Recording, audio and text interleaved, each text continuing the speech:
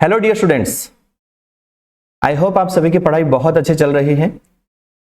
आज के लेक्चर में हम डिस्कस करेंगे revision of chapter 2 electric potential and capacitance.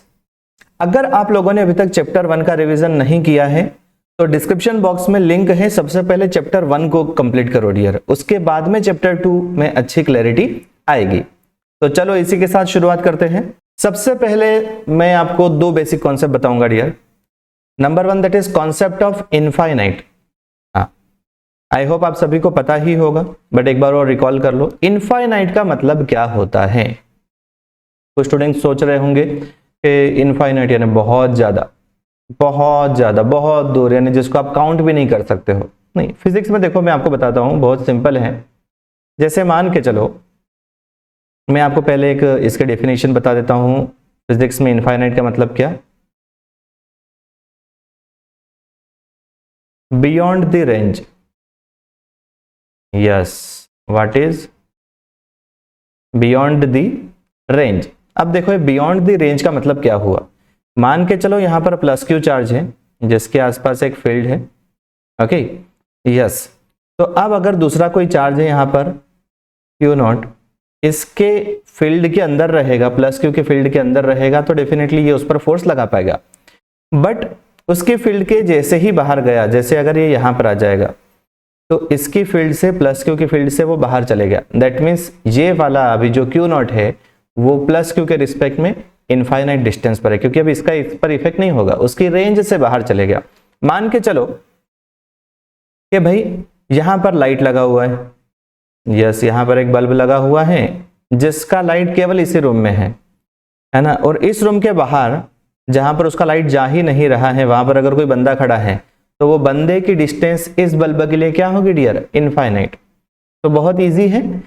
Infinite that means beyond the range, किसी की रेंज से बाहर चले जाए तो वो इनफाइनाइट होगा। ठीक है, अगला कॉन्सेप्ट है concept of potential. That means what? to oppose the tendency of object, to oppose the tendency of object। अब देखो ये टेंडेंसी ऑफ ऑब्जेक्ट का अपोज करना, इसका मतलब क्या है ना? जैसे हमने भाई पोटेंशियल एनर्जी पढ़ी है 11th क्लास में, 9th क्लास में भी पढ़ी है कि अगर ग्राउंड पर कोई ऑब्जेक्ट रहता है तो अब उसकी पोटेंशियल एनर्जी जीरो होती है। हम किसी एक रेफरेंस लाइन कंसिडर कर ले, तो अगर वहां पर कोई ऑब्जेक्ट होगा तो उसकी पोटेंशियल एनर्जी जीरो, और अगर किसी हाइट पर ले जाएंगे, यस, तो उसकी पोटेंशियल एनर्जी, अगर उसकी हाइट h होगी तो उसकी पोटेंशियल एनर्जी हो जाएगी, u से रिप्रेजेंट करते हैं, दैट इज mgh। तो पोटेंशियल का मतलब क्या हुआ? पोटेंशियल का मतलब to oppose the tendency of object. जैसे ये बॉल की बात करूं, वो नीचे रहना चाहती है, बट मैं उसके अगेंस्ट में उसकी टेंडेंसी का अपोज करके मैं ऊपर ले गया, तो उसमें पोटेंशियल एनर्जी आ जाएगी। आई होप मेरी बातें समझ में आ रही है। किसी को कुछ करने से रोकना बस, या उसकी टेंडेंसी का अपोज करना, किसी भी ऑब्जेक्ट की टेंडेंसी का अपोज करना, that is known as what? Potential. Yes. अब एक और एग्जांपल मैं आपको बता देता हूं जो अभी चार्ज में काम आएगा। जैसे मान के चलो यहां पर ये प्लस क्यू चार्ज है, ये उसकी इलेक्ट्रिक फील्ड है। यस, यहां पर क्यू नॉट चार्ज है, ये क्यू नॉट अभी इस प्लस क्यू से इनफाइनाइट डिस्टेंस पर है क्योंकि इसके रेंज से बाहर है। मैं जैसे जैसे क्यू नॉट को पास में लाऊंगा तो बताओ पोटेंशियल बढ़ेगा या कम होगा? यस, पोटेंशियल बढ़ेगा। क्यों? क्योंकि जैसे जैसे मैं पास में लाऊंगा ये इसको रिपेल करेगा, है ना, और रिपल्शन जो है वो बढ़ते जाएगा। जैसे जैसे पास में लाऊंगा रिपल्सिव फोर्स जो है वो बढ़ते जाएगा। ठीक है, तो अगर मैं यहां पर 2 पॉइंट की बात करूं, भाई यहां पर मैं पहले ए पॉइंट पर लाया, उसके बाद में बी पॉइंट पर, तो कहां पर पोटेंशियल ज्यादा होगा? पोटेंशियल बी पर ज्यादा होगा, क्योंकि उसकी टेंडेंसी यहां से दूर जाने की है और मैं उसके अगेंस्ट में काम करके पास में ला रहा हूं। क्यों दूर जाने की? क्योंकि ये प्लस जो है वो इससे दूर भागना चाहता है ना, like charges repel each other. हाँ, तो जैसे जैसे पास में लाऊंगा उसका पोटेंशियल इंक्रीज होगा डियर। ठीक है, क्योंकि उसकी हम टेंडेंसी का अपोज कर रहे हैं। चलो, तो आई होप ये दोनों कॉन्सेप्ट आपको क्लियर हो गए होंगे। तो इसी के साथ अब हम सिलेबस वाइज जो हमारा पहला टॉपिक है उस पर स्विच कर रहे हैं। Electric potential, very easy definition. Okay भाई, देखो इधर प्लस क्यू चार्ज है, इसकी एक इलेक्ट्रिक फील्ड होगी। यस, एक क्यू नॉट चार्ज यहाँ पर रखा हुआ है जो कितनी डिस्टेंस पर है अभी, इनफाइनाइट। हमको मान के चलो कि यहाँ पर कोई पॉइंट है ए जहां पर हमको पोटेंशियल पता करना है। तो कुछ नहीं, देखो पोटेंशियल जो होता है वो वर्क पर यूनिट चार्ज होता है। वर्क कहां से कहां तक ले जाने के लिए, इनफाइनाइट से उस पॉइंट तक ले जाने के लिए जितना वर्क करना पड़ेगा किसी यूनिट पॉजिटिव चार्ज पर, उसको उसका हम पोटेंशियल बोलेंगे। बहुत simple definition, electric potential at a point A in the electric field is defined as the work done in moving a unit positive charge from infinite to that point। Q not charge को infinite से उस point तक ले जाने में जितना work करना पड़ेगा। इसका जो डेफिनेशन है, इसका जो फॉर्मूला है, it is also very easy, W by Q not. V is the symbol for electric potential. Quantity कौन सी होगी, सोचो जल्दी से। देखो यार, ये आप जो वीडियो देख रहे हो ना, ये अगर आप चुपचाप बैठ के देख लोगे तो फिर मजा नहीं आएगा। आपको क्या करना है, मैं वीडियो के बीच बीच में कुछ क्वेश्चंस पूछते रहूंगा, तो उस क्वेश्चन का आंसर मन में सोचना है और फिर बाद में चेक भी करना है, तभी तो लर्निंग होगी। ओके, तो सबसे पहला क्वेश्चन मेरा ये है कि बताओ इलेक्ट्रिक पोटेंशियल कौन सी क्वांटिटी है। आई होप आप लोगों ने सोच लिया होगा। Yes, it is a scalar quantity, क्योंकि इसको डायरेक्शन से कोई लेना देना नहीं और ये वर्क पर डिपेंड करता है। Work is also a scalar quantity. क्या ये रिलेटिव टर्म है? यस, है ना, पोटेंशियल जो है वो रिलेटिव टर्म है। ओके, ऐसा यूनिट क्या होगी, सोचो जल्दी से। गुड, है ना, वर्क पर यूनिट चार्ज तो हम इसको जूल पर कूलम, या हम इसको बोल सकते हैं वोल्ट। जो अधिकतर हम यूज करते हैं वो वोल्ट ही यूज करते हैं। Dimension m1 l2 a1 t-3। एक इंपॉर्टेंट चीज यहां पर जो लिखा हुआ है, विदाउट एनी एक्सीलरेशन। हाँ, यानी आप जो क्यू नॉट चार्ज को लाओगे, देखो ये लाइन जो है ना एनसीईआरटी में लिखी हुई है, इसलिए अच्छे से फोकस करना है। ठीक है, कि आप जो क्यू नॉट चार्ज को इनफाइनाइट से उठा के ए पॉइंट पर लाओगे, तब कांस्टेंट स्पीड से लाना है, यानी उसमें एक्सीलरेशन नहीं होना चाहिए। ठीक है, तो इस बात का हमको ध्यान रखना है, without any acceleration. The movement of charge is very slow such that speed is constant and hence kinetic energy does not change. अगर आपसे कोई पूछ ले, मान के चलो कि ऑब्जेक्टिव एग्जाम में, कि जब क्यू नॉट को हम इनफाइनाइट से ए पर लाते हैं तो बताओ उसकी स्पीड बढ़ती है, कम होती है या उतनी ही रहती है, तो डेफिनेटली उसकी स्पीड कांस्टेंट रहेगी। स्पीड कांस्टेंट रहेगी, इसलिए काइनेटिक एनर्जी भी कांस्टेंट रहेगी। इलेक्ट्रिक पोटेंशियल डिफरेंस, अभी हमने इलेक्ट्रिक पोटेंशियल के बारे में पढ़ा, जिसमें हम ये क्यू नॉट चार्ज को इनफाइनाइट से ए पॉइंट तक लाए थे। हाँ, यानी इलेक्ट्रिक फील्ड के बाहर एक पॉइंट से इलेक्ट्रिक फील्ड के अंदर एक पॉइंट तक लाए थे। अब हम पढ़ रहे हैं पोटेंशियल डिफरेंस। उसमें कुछ नहीं, सब सेम टू सेम है, बस यहां पर हम क्या करेंगे कि क्यू नॉट चार्ज को हम अंदर ही दो पॉइंट के बीच में ले जाएंगे। जैसे मान के चलो ये बी पॉइंट था और ये ए पॉइंट, या हम इसको नाम दें यहां पर ए पॉइंट और ये B point.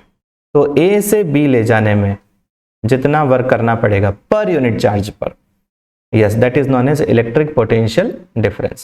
electric potential difference between 2 points A and B in the electric field is defined as the work done in moving unit positive charge from one point to other। हाँ, electric potential में होता है infinite to that point. जैसे हमने देखो यहां पर क्या देखा था, yes, moving a unit positive charge from infinite to that point, यहां पर रहेगा 1 point to other point here। ठीक है, चलो, तो यहां पर भाई पोटेंशियल डिफरेंस का फॉर्मूला क्या है इसको भी देख लो। सेम फॉर्मूला, वर्क पर यूनिट चार्ज, बट रिप्रेजेंटेशन थोड़ा सा अलग रहेगा। Potential of B minus potential of A, हम देखो इसको ए से बी ले जा रहे हैं, तो यहां पर फाइनल पॉइंट का पोटेंशियल माइनस इनिशियल पॉइंट का पोटेंशियल, ठीक है, इक्वल टू हो जाएगा work in moving from A to B divided by q naught. Yes, यहां पर ध्यान रखना, it is the work done by external force होगा डियर। यस, ये कंजर्वेटिव फोर्स के कारण वर्क डन नहीं है, ये work done by external force होगा। अगर यहां पर पूछ ले work done by conservative force, तो यहां पर आपको नेगेटिव साइन लगाना पड़ेगा। ओके, वैसे खैर इसी के बेस पर क्वेश्चन आते हैं, इसलिए हमको मेन फोकस इसी पर रखना है। हमको ये ध्यान रखना है, WAB is the work done by external force, work done by external force dear. I hope it is clear, है ना। क्वांटिटी, डायमेंशन, यूनिट सभी इलेक्ट्रिक पोटेंशियल के जैसी ही होगी। Electric potential due to a single point charge. जल्दी से video को पॉज करके दिमाग लगाओ और अपनी जो कॉपी पेन आप लेकर बैठे हो उसमें जल्दी से लिख लो कि भाई electric potential due to single charge का फॉर्मूला क्या, और साथ ही इसका ग्राफ भी बना लो, V वर्सेस R ग्राफ। यहां पर मैं बता दूं, यहां पर प्लस Q चार्ज, यहां से किसी पॉइंट A पर आपको पोटेंशियल पता करना है जो R डिस्टेंस पर है, तो पोटेंशियल होगा यहां पर K जो चार्ज है जिसके कारण पता करना है Q divided by R। Yes, अब यहां पर K क्या है, वैसे ये सभी को पता होगा ऑलरेडी क्योंकि चैप्टर 1 में मैं आप लोगों को इसके बारे में बता चुका हूं। अगर आपने अभी तक चैप्टर 1 का वीडियो नहीं देखा है तो जल्दी से नीचे डिस्क्रिप्शन बॉक्स में है उसकी लिंक, आपको जल्दी से जाकर पहले चैप्टर 1 कंप्लीट करो, उसके बाद में चैप्टर 2 अच्छे से क्लियर होगा। ठीक है, तो K की वैल्यू होती है यहाँ पर 1/4 पाई एप्सिलॉन नॉट, जिसका न्यूमेरिकल वैल्यू है 9 × 10⁹। ओके, चलो, तो ये अगर आपसे कोई पूछे पोटेंशियल का बेसिक फॉर्मूला क्या है तो उसका फॉर्मूला है वर्क पर यूनिट चार्ज। बट अगर आपसे कोई पूछे कि सिंगल पॉइंट चार्ज के कारण कितना फॉर्मूला होगा तो KQ/R होगा। चलो आओ, तो नेक्स्ट टॉपिक पर आते हैं। सॉरी, यहां पर एक हमारा ग्राफ भी रह गया था, तो भाई ये इनवर्सली प्रोपोर्शनल टू R है, तो यहां पर क्या हो जाएगा, जैसे जैसे R बढ़ेगा पोटेंशियल कम होते जाएगा। यस, इस टाइप से कर्व रहेगा। Electric potential due to group of point charges, बहुत सिंपल टॉपिक है भाई। मान के चलो कि यहां पर Q1 चार्ज, यहां पर Q2 चार्ज और यहां पर एक Q3 चार्ज है, 3 चार्जेस है, इसके कारण हमको किसी पॉइंट A पर पोटेंशियल पता करना है। ये वाली डिस्टेंस आपको दी हुई है R1, ये वाली डिस्टेंस दी हुई है R2 और ये वाली डिस्टेंस दी हुई है R3। तो अगर आपसे कोई पूछे पोटेंशियल एट A तो बहुत सिंपल है, पहले Q1 के कारण पता करो, पॉइंट चार्ज के कारण फॉर्मूला अभी हमने देखा था KQ1 divided by R1 plus KQ2 divided by R2 plus KQ3 divided by R3। Yes, तो इस वे में आप लोगों को इसको सॉल्व करना है, बहुत इजी है ना। और देखो ये स्केलर क्वांटिटी है ना, तो इसमें आपको डायरेक्शन की कोई टेंशन लेने की जरूरत नहीं है। Relation between electric potential and electric field, मैं आपको बता दूं डियर, इलेक्ट्रोस्टैटिक का सबसे मोस्ट इंपॉर्टेंट अगर कोई टॉपिक है ना तो वो यही है। इसके बेस पर आपको बहुत सारे न्यूमेरिकल्स और कॉन्सेप्ट मिलेंगे, है ना, तो इसको अच्छे से क्लियर रखो डियर, है ना। Relation between electric potential and electric field, electric potential को हम V से डिनोट करते हैं और इलेक्ट्रिक फील्ड को हम E से डिनोट करते हैं। इनके बीच में रिलेशन होता है E = del V by del R minus del V by del R। Yes, okay, चलो, या इसको हम del L बोलेंगे। L क्या है, वही डिस्टेंस है भाई यहाँ पर L। ठीक है, मैं आपको अभी एक एक करके सभी चीजें बताऊंगा। अब एक इंपॉर्टेंट चीज के इसमें हम थोड़ा सा ये देख लेते हैं किसको क्या बोलते हैं, है ना, वो चीजें क्लियर होना बहुत जरूरी है।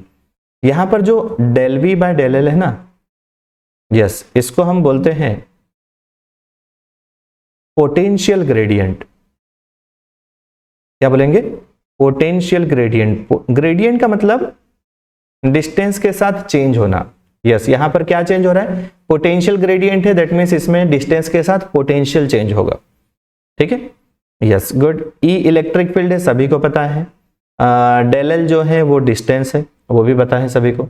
But del V by del L क्या है, पोटेंशियल ग्रेडियंट, है ना। ठीक है, अब यहां पर मैं आपको बता दूं कि ये एक वेक्टर क्वांटिटी है, it is a vector quantity, है ना। एक इंपॉर्टेंट चीज ध्यान रखना है, जो पोटेंशियल होता है वो स्केलर क्वांटिटी है, बट जो पोटेंशियल ग्रेडियंट होता है that is the vector quantity. ये उसका डिफरेंशियल फॉर्मेट है डियर।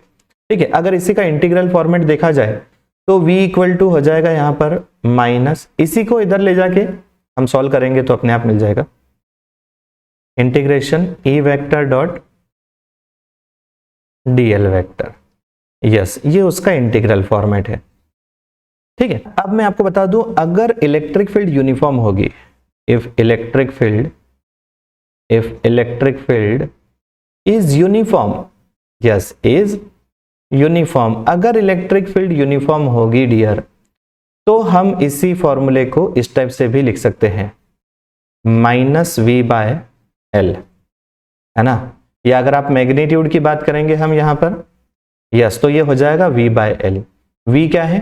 पोटेंशियल डिफरेंस, L क्या है? Separation between to equipotential surface, yes, है ना, यस। तो भाई ये वाला जो फॉर्मूला है ये भी आपको याद रखना है, क्योंकि जब भी फील्ड यूनिफॉर्म होगी तब हम इसी फॉर्मूले को यूज करेंगे। जैसे हम बात करें कि कैपेसिटर के केस में वो यूनिफॉर्म इलेक्ट्रिक फील्ड प्रोवाइड करेगा, पैरेलल प्लेट कैपेसिटर, है ना, तो यूनिफॉर्म रहेगा तो हम वहां पर E = v/L फॉर्मूला ही यूज करेंगे। तो इसी के साथ एक सिंपल क्वेश्चन मैं आपको बता रहा हूं यहां पर। जैसे अभी एक और बात मैं आपको बता दूं कि यूनिफॉर्म इलेक्ट्रिक फील्ड के क्वेश्चन आपको ज्यादा आएंगे, तो यूनिफॉर्म इलेक्ट्रिक फील्ड का कॉन्सेप्ट देख लो। मैंने आपको बताया था मैग्नीट्यूड, अगर हम स्केलर फॉर्मेट में बात करें, है ना, मैग्नीट्यूड की केवल बात करें तो ये होता है v/L, है ना। अब इसी का अगर हम वेक्टर फॉर्मेट देखेंगे, ध्यान से समझना, तो भाई इलेक्ट्रिक फील्ड एक वेक्टर क्वांटिटी होती है, इसी का वेक्टर फॉर्मेट देखा जाए तो v/L वेक्टर होगा। यहीं से अगर मैं आपसे पूछूं पोटेंशियल बताओ कितना होगा भाई, तो पोटेंशियल का फॉर्मूला हो जाएगा E vector dot L vector. क्योंकि पोटेंशियल एक स्केलर क्वांटिटी है तो यहां पर हम डॉट प्रोडक्ट यूज करेंगे। तो एक तो ये वाला फॉर्मूला हमारे लिए बहुत इंपॉर्टेंट है, और इसी के साथ एक और formula E/L cos theta, yes, उसी को हमने डॉट प्रोडक्ट का फॉर्मूला लगाकर किया हुआ है।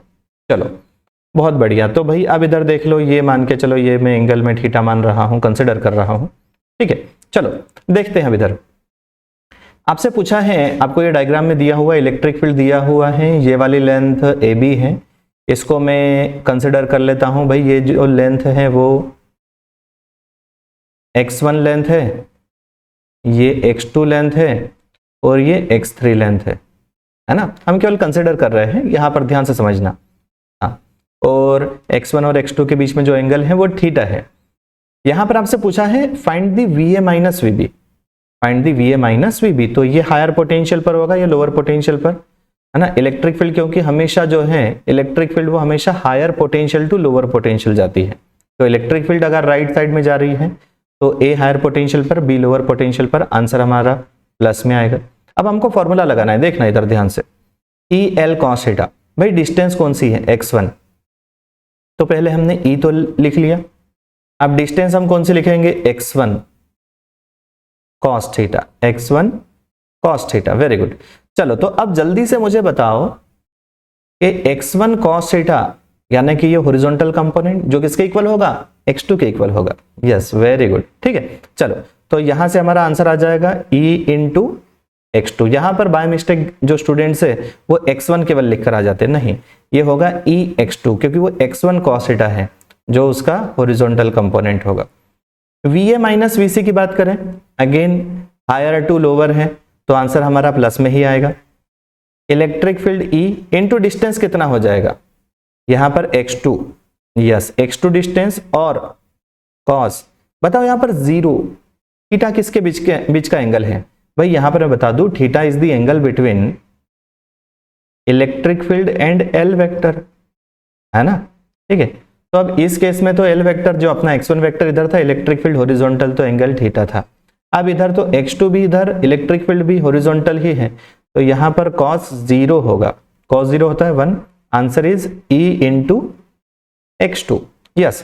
Third one VB minus VC, यहां पर देखते हैं electric field into x3।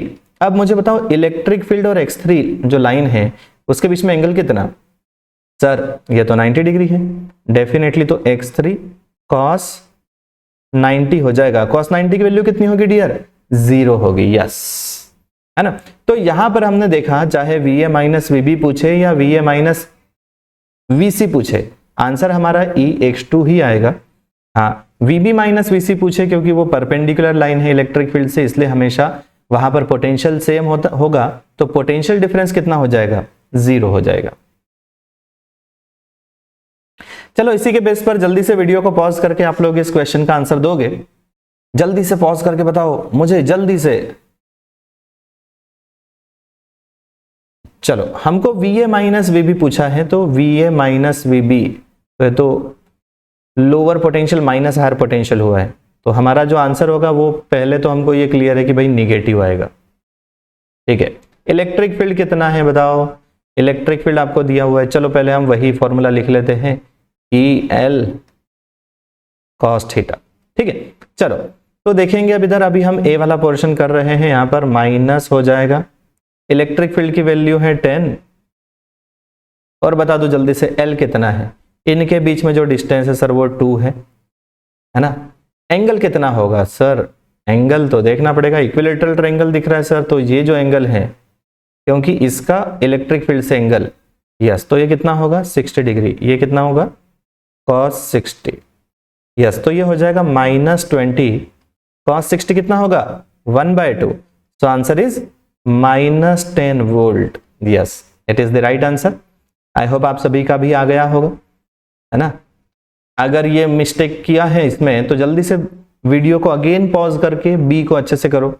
VB minus VC पूछा हुआ है, VB माइनस VC, यस, तो भाई VB minus VC high minus low है, इसलिए हमारा आंसर प्लस में आएगा।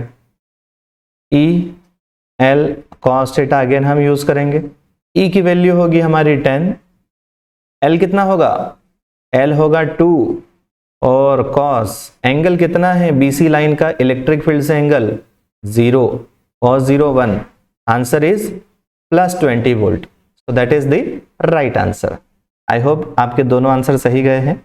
ये मैं आपको बता दूं, ये वाला जो क्वेश्चन हमने लिया है ये DC पांडे सर की बुक का है, एग्जाम्पल 24.25। चलो अब आगे हम बात करते हैं concept of zero potential point on the line joining Q1 and Q2। बहुत बहुत ज्यादा इंपॉर्टेंट ये कॉन्सेप्ट है।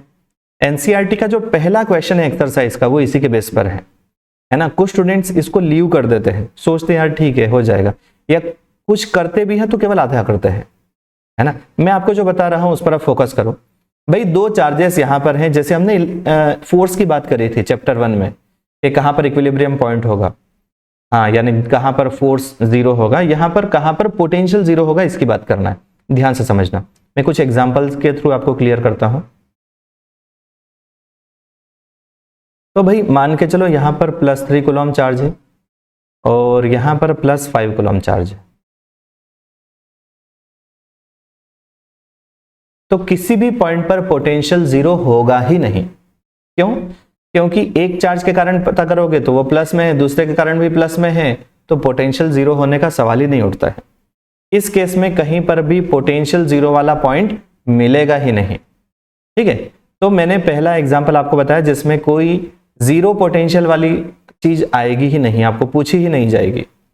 दूसरा एक एग्जांपल मैं आपको बता रहा हूं, भाई हो सकता है कि दोनों माइनस में आ जाए, -3 coulomb -5 coulomb, again no zero potential, zero potential वाला पॉइंट मिलेगा ही नहीं, क्योंकि दोनों चार्जेस के करंट पता करोगे तो दोनों माइनस माइनस में रहेंगे, तो अल्टीमेटली उनका एडिशन ही होना है। ओके, एग्जाम्पल 3, यस, ये एक ऐसा क्वेश्चन है जिसमें आपको जीरो पोटेंशियल वाला पॉइंट मिलेगा, है ना। तो ये तब मिलेगा जब -3 कूलम इधर हो और इधर +5 कूलम। यस, अब आपको जीरो पोटेंशियल वाले पॉइंट मिलेंगे, नो डाउट मिलेंगे। ठीक है, तो अब यहां पर अगर आपसे कोई पूछे कि भाई बताओ जीरो पोटेंशियल वाला पॉइंट कहां पर है, तो पहले आप लोग एक काम करो यार, खुद का दिमाग लगाओ और थोड़ा सा सोचो इस बारे में कि भाई जीरो पोटेंशियल वाला पॉइंट हमको कहां मिलेगा।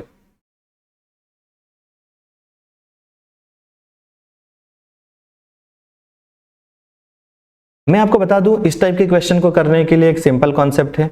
सबसे पहले तो मैंने आपको बता दिया है कि अगर दोनों लाइक चार्जेस होंगे, दैट मीन्स दोनों की पोलैरिटी सेम होगी, तो कहीं पर भी जीरो पोटेंशियल वाला पॉइंट मिलेगा ही नहीं। हाँ, अगर अपोजिट पोलैरिटी है तो मिलेगा, और वो भी कहां पर मिलेगा मैं बता दूं, जो भी जिसका मैग्नीट्यूड छोटा है, -3 और 5 में कौन छोटा, 3, इसके दोनों साइड मिलेगा। एक तो यहां पर मिलेगा कहीं और दूसरा आपको यहां पर मिलेगा।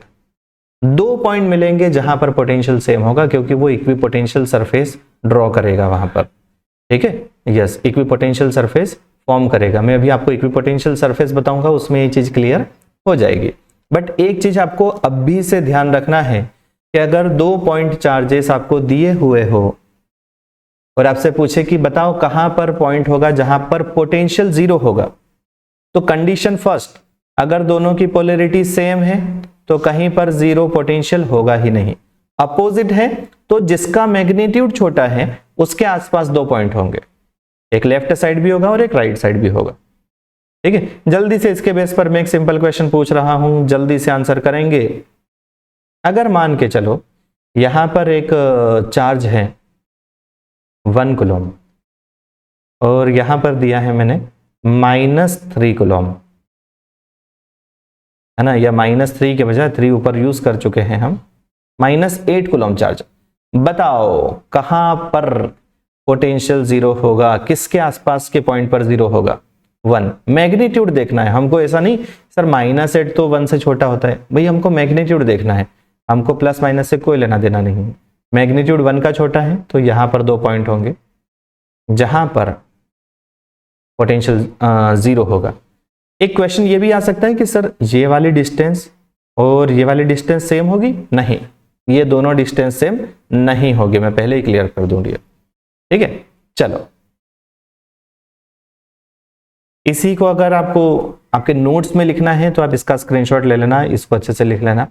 एक और चीज बता दूं कि ये जिस पीपीटी के थ्रू मैं आपको एक्सप्लेन कर रहा हूं उसी की लिंक नीचे आपको डिस्क्रिप्शन में मिल जाएगी, आप वहां से डाउनलोड कर सकते हो पूरे notes. Electric potential due to hollow और कंडक्टिंग स्फीयर और मेटेलिक स्फीयर। यहां पर मैं एक स्फीयर ड्रॉ कर देता हूं, ये स्फीयर है जिस पर चार्ज हमने प्रोवाइड किया है। यस, ये हमने यहां पर क्यू चार्ज प्रोवाइड किया है, ठीक है। चलो, तो इनसाइड दिस स्फीयर बताओ पोटेंशियल कितना होगा, आउटसाइड कितना होगा, इनकी हम बात करेंगे अभी। चलो, तो सेंटर को मैं O से रिप्रेजेंट कर रहा हूं, इनसाइड कोई पॉइंट है, मान के चलिए A है, सरफेस पर पॉइंट है B और आउटसाइड पॉइंट है C। चलो, इसमें एक चीज हमेशा ध्यान रखना है ना, जैसे हमने एक रिलेशन पढ़ा था E = -dV/dl, है ना। हमने चैप्टर 1 में ये देखा है, inside any conductor electric field is 0। तो बताओ A पॉइंट पर इलेक्ट्रिक फील्ड कितनी होगी? 0। Inside any conductor electric field 0। Electric field 0 होगी तो -dV/dl, या हम इसी को ∂V/∂L लिखते हैं। dV/dl भी चलेगा, कोई प्रॉब्लम नहीं बोर्ड लेवल पर, तो है ना। तो यहां पर अगर हम देखेंगे तो ∂V/∂L 0 होगा, इसका मतलब ∂V का वैल्यू 0, मतलब क्या हुआ? चेंज इन पोटेंशियल 0, तो पोटेंशियल क्या होगा? कांस्टेंट। यस, पोटेंशियल क्या होगा? कांस्टेंट। हमको यहां से एक चीज पता चलती है कि अंदर किसी भी पॉइंट पर पोटेंशियल कांस्टेंट होगा, सेम होगा, और किसके इक्वल होगा? जितना उसके सरफेस पर होगा। यस, स्फीयर की रेडियस अगर मैं यहां पर r कंसिडर कर लूं ना, इसी के साथ मैं अभी इसको रब कर देता हूं यहां से, ताकि हम ये थर्ड पॉइंट को अच्छे से यहां पर क्लियर कर सके, ठीक है। चलो, तो देखो सभी इधर यहां पर, यस, तो इनसाइड दिस स्फीयर अगर कोई पॉइंट है वहां पर पोटेंशियल उतना ही होगा जो जितना उसकी सरफेस पर होगा। तो सरफेस पर भाई कितना होगा? यहां पर होगा Q डिवाइडेड बाय उसका रेडियस, एक्चुअल रेडियस, स्फीयर के रेडियस के इक्वल। आउटसाइड दिस स्फीयर की बात करें तो जितनी डिस्टेंस होगी, जैसे मैं यहां पर बता दूं Q divided by distance from centre two point C, है ना। ये हम A पॉइंट की बात कर रहे थे, ये यहां पर C की बात कर रहे हैं, और on the surface of this sphere B की बात कर रहे हैं। तो B पर तो जो उसकी डिस्टेंस होगी वो कैपिटल R ही होगी। ये तीनों फॉर्मूले को एक बार और देख लो, वीडियो को एक बार रिवाइंड करके एक बार और देख लो, क्योंकि ये तीनों फॉर्मूले बहुत इंपॉर्टेंट है। और यहां पर देखने वाली बात यह है कि इनसाइड द स्फीयर और on the surface of sphere potential same होगा, क्योंकि मैंने अभी आपको बताया था इलेक्ट्रिक फील्ड जीरो होगा तो पोटेंशियल हमेशा कांस्टेंट होता है। तो हमको एक चीज हमेशा याद रखना है, किसी भी कंडक्टर के अंदर किसी भी पॉइंट पर पोटेंशियल उतना ही होगा जितना उसकी सरफेस पर होगा।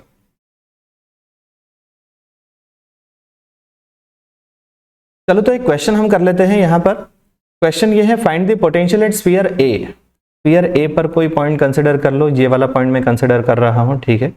एंड एट स्फीयर बी, जो स्फीयर ए की रेडियस है वो आर ए है, बी की रेडियस आर बी है, ए पर चार्ज क्यू ए, बी पर क्यू बी। पहले वीडियो को पॉज करेंगे सभी और जल्दी से इसका आंसर करेंगे। आई होप आप लोगों ने ट्राई किया, नहीं किया क्या? नहीं, करना है ट्राई, है ना। वीडियो को पॉज करके ट्राई करो तभी तो लर्निंग होगी। चलो तो अब हम देखते हैं पोटेंशियल एट ए। भाई पहले हम क्यू ए के कारण देखते हैं, ए स्फीयर के कारण, ठीक है सर। तो के चार्ज कितना है? अब डिस्टेंस किस पर डिपेंड करेगी सर? सरफेस पर है क्या? हाँ सरफेस पर है, तो उसका रेडियस के इक्वल आर ए प्लस। अब दूसरे स्फीयर के कारण हम देखेंगे, ठीक है। तो यहां पर देखना, इस बी स्फीयर के कारण ए पर पोटेंशियल कितना होगा। पहले तो ये देख लो कि क्या वो जो पॉइंट है ना, जहां पर आपको पता करना है पोटेंशियल, वो स्फीयर के अंदर है या बाहर है।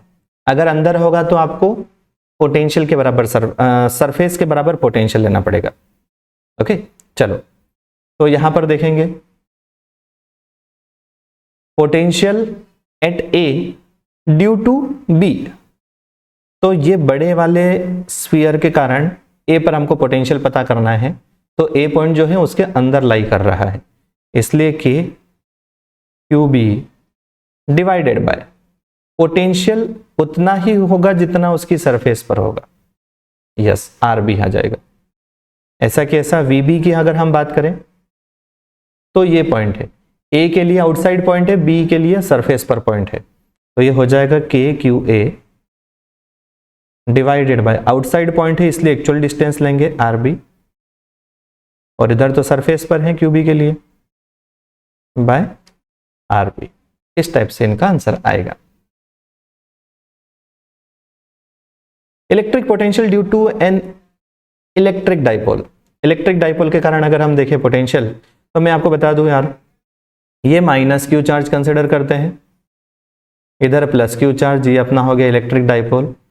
सेंटर से आर डिस्टेंस पर अगर कोई पॉइंट है ना, कोई भी आर्बिट्ररी पॉइंट है जो एंगल थीटा बना रहा है, कहां से? डाइपोल मोमेंट से। ये सभी चीज मैं आपको चैप्टर 1 के वीडियो में एक्सप्लेन कर चुका हूं, अगर नहीं देखा है तो उसको जल्दी से डिस्क्रिप्शन बॉक्स में जाकर आप लिंक के थ्रू देख सकते हो।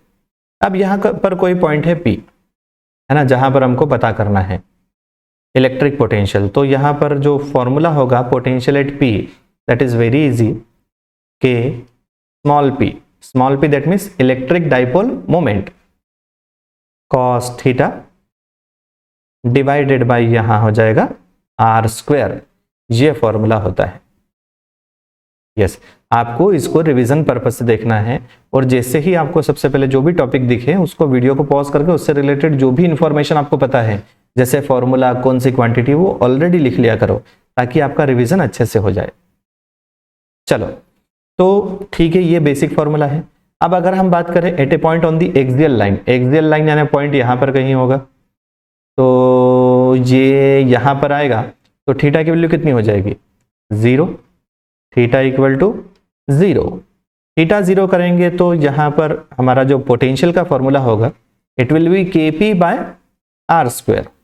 यस इक्वेटोरियल के लिए जल्दी से ट्राई करो, इक्वेटोरियल लाइन यहां पर होती है, तो इसके लिए इस लाइन और इस डाइपोल मोमेंट के बीच में एंगल कितना हो जाएगा? 90। थीटा इक्वल टू 90 डिग्री, और cos 90 कितना होगा? 0। तो potential on equatorial line that is 0। हमेशा इक्वी पोटेंशियल सरफेस होता है ना, ठीक है, पोटेंशियल सेम होता है। इक्वेटोरियल लाइन पर हर जगह पर पोटेंशियल 0 होगा डियर। इक्वी पोटेंशियल सरफेस की अब हम बात करते हैं, very easy. A surface having equal potential at all points. A surface having equal potential at all points is called equipotential surface और इक्विपोटेंशियल सरफेस से रिलेटेड एक बहुत important line, equipotential surface, equipotential surface is always perpendicular to electric field, perpendicular to electric field, one of the most important line here, है ना। Equipotential surface जो है वो हमेशा इलेक्ट्रिक फील्ड से परपेंडिकुलर होगी। For a point charge equipotential surface is spherical. देखते हैं, ये एक पॉइंट चार्ज कंसिडर कर रहे हैं प्लस क्यू चार्ज, इसके कारण इलेक्ट्रिक फील्ड हमने देखी यहां पर इस टाइप से जाएगी, है ना। अब अगर हम इक्विपोटेंशियल सरफेस की बात करें तो सोचो कि क्या होगा। Yes, it is spherical. Yes, ये जो यहाँ पर ये सर्कुलर फॉर्म में या स्फेरिकल फॉर्म में आपको दिख रही है, that is the equipotential surface. और आप देख रहे हो हर जगह पर इक्विपोटेंशियल सरफेस और इलेक्ट्रिक फील्ड के बीच में जो एंगल है वो 90 डिग्री दिख रहा है डियर। ओके, तो हमेशा जो इक्विपोटेंशियल सरफेस है वो इलेक्ट्रिक फील्ड से परपेंडिकुलर होती है। For a uniform electric field equipotential surface is plane. भाई मान के चलो ये यूनिफॉर्म इलेक्ट्रिक फील्ड है, यस, है ना, पैरेलल लाइन है, तो जो इक्विपोटेंशियल सरफेस होगी वो एज ए प्लेन के फॉर्मेट में होगी। Yes, plane equipotential surface. जल्दी से आप मुझे बताएंगे इस सरफेस का पोटेंशियल अगर V1 है, इसका V2, इसका V3, तो बताओ V1, V2, V3 में से कौन बड़ा होगा? Very good, yes, V1 is greater than V2 is greater than V3. Why? Because electric field always move from high potential to low potential. Electric field right word जा रही है, यानी right word जैसे जैसे जाओगे पोटेंशियल की value कम होती जाएगी। प्रॉपर्टीज ऑफ इक्विपोटेंशियल सरफेस की बात करें तो सबसे पहली प्रॉपर्टी है no work is done in moving a test charge from one point to another on an equipotential surface. भाई मान के चलो कि अगर यहाँ पर कोई एक इक्विपोटेंशियल सरफेस होगी, है ना, इसके बेस पर क्वेश्चन आते हैं कि इक्विपोटेंशियल सरफेस है ये ए, यहाँ से बी, बताओ एक चार्ज को हमने इतना फोर्स लगाया तो यहाँ से यहाँ तक वर्क करने में कितना वर्क करना पड़ेगा, उसको मूव करने के लिए कितना वर्क करना पड़ेगा। तो अगर ये इक्विपोटेंशियल सरफेस है तो आंसर यहाँ पर हमारा होगा 0। यस, क्या आंसर होगा डियर? 0। एक और चीज बता दूं, इक्विपोटेंशियल सरफेस का एक एग्जाम्पल है कंडक्टर। कंडक्टर का जो सरफेस होता है दैट इज ऑलवेज इक्विपोटेंशियल। तो अगर आपसे कोई पूछे कंडक्टर में एक पॉइंट चार्ज को हम one point to another point ले जा रहे हैं तो कितना वर्क करना पड़ेगा? Answer is 0। Next, direction of net electric field must be perpendicular to the equipotential surface. मैं आपको पहले ही बता चुका हूं, है ना, कि इलेक्ट्रिक फील्ड और इक्विपोटेंशियल सरफेस यस हमेशा परपेंडिकुलर होंगे। किस टाइप से होंगे dear? Perpendicular. Equipotential surfaces are closer together in region of strong magnetic field. देखो इधर यहां पर हमने एक रिलेशन पढ़ा था E equal to minus del V by del L. तो यहां से अगर हम देखें E is inversely proportional to del L. Yes, तो देखना यहां पर ध्यान से, है ना, अगर सेपरेशन कम हुआ या हम उल्टी बात करें कि अगर इलेक्ट्रिक फील्ड ज्यादा, तो बताओ ये क्या है? Separation between to equipotential surface, तो डेल एल कितना होगा? कम, है ना। कहने का मतलब ये है अगर इलेक्ट्रिक फील्ड स्ट्रॉन्गर होगा तो सेपरेशन कम होगा। सो देखो यहां पर लिखा है equipotential surfaces are closer together, यानी पास पास में है, सेपरेशन कम है in the region of strong magnetic field and further apart in the region of weak magnetic field. Sorry, यहां पर एक इंपॉर्टेंट चीज है, यहां पर मैग्नेटिक फील्ड नहीं आएगा, इलेक्ट्रिक फील्ड आएगा डियर, है ना। यहां पर क्या आएगा? इलेक्ट्रिक फील्ड आएगा। हाँ, बाय मिस्टेक हो चुका है, ठीक है, चलेगा। तो अगर इलेक्ट्रिक फील्ड कम होगा तो बताओ सेपरेशन क्या होगा? सर इनवर्सली प्रोपोर्शनल है, ज्यादा होगा, है ना। सो फर्दर अपार्ट यानी सेपरेशन ज्यादा होगा in the region of weak electric field. Yes, magnetic field नहीं, हम इलेक्ट्रिक फील्ड की बात कर रहे हैं यहाँ पर। Two equipotential surface can not intersect each other. दिखती बातें नहीं तो फिर इलेक्ट्रिक फील्ड की दो डायरेक्शन वो पॉसिबल ही नहीं है। Equipotential surface of various charge system. Point charge के कारण हम देख चुके हैं कि पॉइंट चार्ज के कारण जो इक्विपोटेंशियल सरफेस होती है वो कैसी होती है, spherical. Yes, okay. Now two equal positive charges, देखो इधर ध्यान से, मान के चलो एग्जांपल हम लेते हैं 2 कूलम और यहां पर 3 कूलम पॉजिटिव चार्जेस है। मुझे बता दो इस पूरी लाइन पर कहां पर इलेक्ट्रिक फील्ड जीरो होगा, इनसाइड पॉइंट पर या आउटसाइड पॉइंट पर होगा। चैप्टर 1 में हम डिस्कस कर चुके हैं, है ना। जैसे भाई यहां पर पॉइंट कंसिडर करो पॉजिटिव, ये इसको रिपेल करेगा, ये भी इसको रिपेल करेगा, तो कहीं ना कहीं इलेक्ट्रिक फील्ड क्या होगी, कम होगी। कम होगी दैट मीन्स जीरो होने के चांसेस हैं। तो इनसाइड पॉइंट पर इलेक्ट्रिक फील्ड कम होगी, आउटसाइड पर इलेक्ट्रिक फील्ड ज्यादा होगी, है ना। तो इलेक्ट्रिक फील्ड अगर कम है तो सेपरेशन ज्यादा। यस, तो देखो इलेक्ट्रिक फील्ड यहां पर कम होगी तो देखो सेपरेशन यहां पर ज्यादा है। ये दो इक्विपोटेंशियल सरफेस मैंने ड्रॉ करी, पहली वाली ये है, दूसरी वाली ये है। यहां पर सेपरेशन कम, यहां पर सेपरेशन ज्यादा। सेम इधर भी होगा। यस, या सॉरी,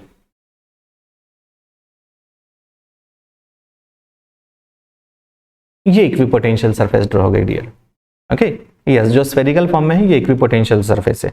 इलेक्ट्रिक डाइपोल की बात करेंगे तो यहां पर हम प्लस क्यू चार्ज कंसिडर करते हैं, यहां माइनस क्यू चार्ज कंसिडर करेंगे। यहां पर सेंटर पर हमेशा इलेक्ट्रिक फील्ड ज्यादा होगी। देखो कोई सा प्लस चार्ज कंसिडर किया, ये प्लस रिपेल करेगा, ये माइनस अट्रैक्ट करेगा, इलेक्ट्रिक फील्ड ज्यादा ही होगी इनसाइड में। तो सेपरेशन कम होगा और आउटसाइड में सेपरेशन ज्यादा होगा। मैं इसको थोड़ा सा इधर बना लेता हूं। यहां पर हम प्लस क्यू चार्ज कंसिडर करेंगे,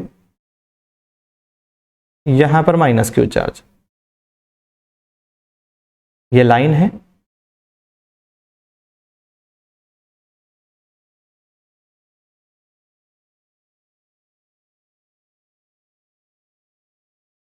यस। तो यहां पर इसमें सेपरेशन कम, इधर सेपरेशन ज्यादा, यहां पर सेपरेशन ज्यादा और यहां पर सेपरेशन कम। सर क्या केवल दो दो क्या है सर, यहां पर दो दो फील्ड ही बनेगी? नहीं नहीं, ऐसा दो जरूरी नहीं है ना, ठीक है। तो सर क्या यहां पर दो फील्ड दो स्फीयर ही बनेंगे? नहीं नहीं नहीं, है ना, बहुत सारे बनेंगे, है ना। चलो, behaviour of conductors in the electrostatic field important, हर एक पॉइंट इंपॉर्टेंट है, ध्यान से समझना। Net electric field inside any conductor is zero, जो ऑलरेडी हम डिस्कस कर चुके हैं। Number 2, electric field just outside the charged conductor is perpendicular to the surface of conductor, है ना। दैट मीन्स यहां से जब बाहर इलेक्ट्रिक फील्ड जाएगी तो हमेशा परपेंडिकुलर जाएगी। ये हम चैप्टर 1 में भी डिस्कस कर चुके हैं कि हमेशा इलेक्ट्रिक फील्ड कंडक्टिंग सरफेस के अंदर एंटर और एग्जिट जो करती है वो हमेशा परपेंडिकुलरली करती है dear. Okay, third one, net charge in the interior of conductor is zero. दिखती बात है भाई, ये कंडक्टर है, अंदर चार्ज आ भी गए, है ना। अगर सॉलिड कंडक्टर है, अंदर चार्ज आ भी गए तो एक दूसरे को देखकर रिपेल होंगे, और कंडक्टर है इसलिए वो चार्ज को फ्लो करवाएगा। बहुत जल्दी ये सभी चार्जेस कहां पर चले जाएंगे? उसके सरफेस पर पहुंच जाएंगे। Yes, so net charge in the interior of conductor is zero. Fourth one, that is charge always resides on the surface of a conductor. हाँ, दिखती बात है भाई, ये सब बाहर जाएंगे तो चार्ज कहां पर रहेगा? हमेशा सरफेस पर रहेगा। Last one, that is electric potential is constant for the entire conductor. हम देख चुके हैं ना ऑलरेडी कि for the conductor electric field is zero, electric field is zero, तो ये पूरी टर्म हो जाएगी zero. dv zero, that means change in potential zero. इसका मतलब क्या होगा? Potential is constant. अब हम बात करेंगे इलेक्ट्रोस्टैटिक पोटेंशियल एनर्जी की। पोटेंशियल एनर्जी का डेफिनेशन क्या होता है? इधर देखो आप ध्यान से, ये प्लस क्यू चार्ज, इसकी एक स्फेरिकल इलेक्ट्रिक फील्ड होगी, यहां पर एक इलेक्ट्रिक फील्ड होगी, तो कुछ नहीं है, अगेन एक क्यू नॉट चार्ज है, उसको यहां तक लाने में जितना वर्क करना पड़ेगा, पर यूनिट चार्ज की बात नहीं कर रहा हूं। पोटेंशियल में क्या होता है? पर यूनिट चार्ज की बात करते हैं, बट हम यहां पर सिंपली बात करेंगे कि किसी चार्ज को, क्यू नॉट चार्ज को इनफाइनाइट से किसी पॉइंट तक लाने में कितना वर्क करना पड़ेगा। Yes, so it is equal to work. So work done in moving a charge Q, है ना, हम क्यू कर लेते, कोई प्रॉब्लम नहीं, Q from infinite to a point in the field, from infinite to a point in the field against the electric force, force के against में जब हम लाएंगे, so it is known as electrostatic potential energy. Again अभी भी potential का मतलब है to oppose the tendency of object. चलो तो भाई ये W इक्वल टू हो जाएगा Q इंटू वी। अगर हम बात करें कि इलेक्ट्रोस्टैटिक पोटेंशियल एनर्जी, सर आप तो बताइए कि सर क्वेश्चन आते हैं तो उसमें कैसा करें, पोटेंशियल एनर्जी कैसे पता करें, क्वेश्चन किस टाइप से आएंगे मैं आपको बता देता हूं। Q1 चार्ज है, Q2 चार्ज है, ठीक है, इनके बीच में आपको डिस्टेंस दे दी है भाई, इनके बीच में डिस्टेंस है R।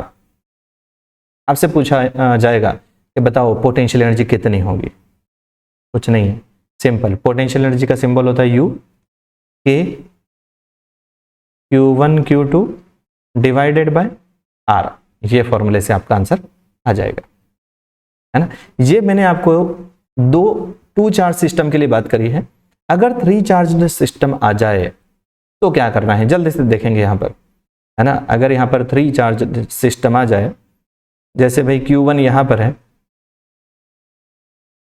Q2 यहाँ पर है और Q3 यहाँ पर है, यस, ये डिस्टेंस है आपकी x y z।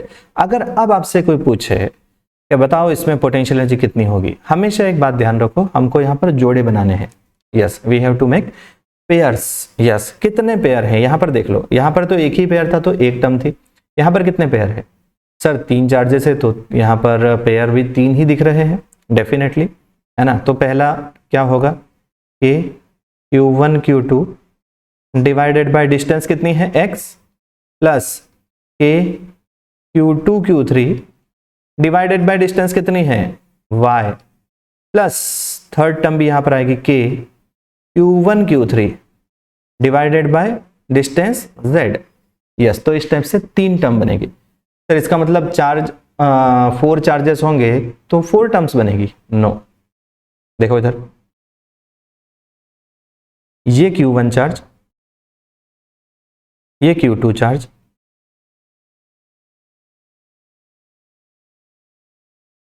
ये Q3 चार्ज और ये Q4 चार्ज।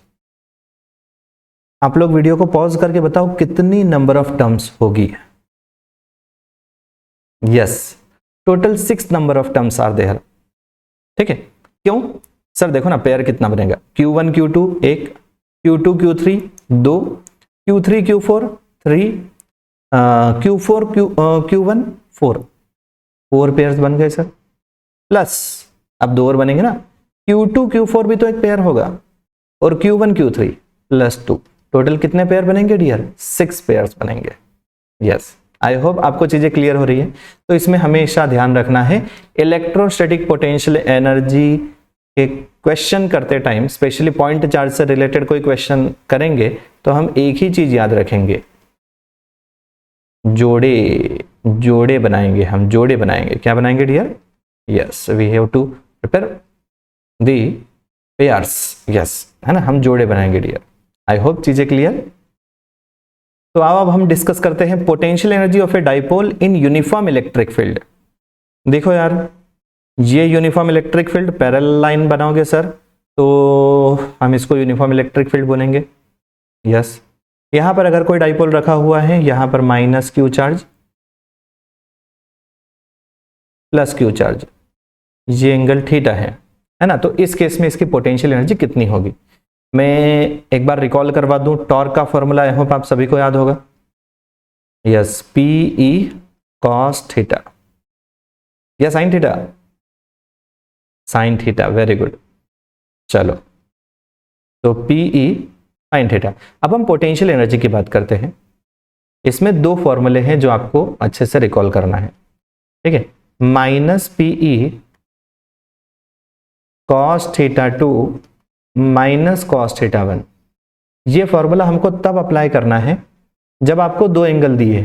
हो सकता है आपको बोल दे कि भाई अभी थीटा इक्वल टू 0 है, अब थीटा इक्वल टू 30 डिग्री पर रोटेट करने के लिए कितनी पोटेंशियल एनर्जी की जरूरत पड़ेगी, है ना। तब आपको ये वाला फॉर्मूला यूज करना है।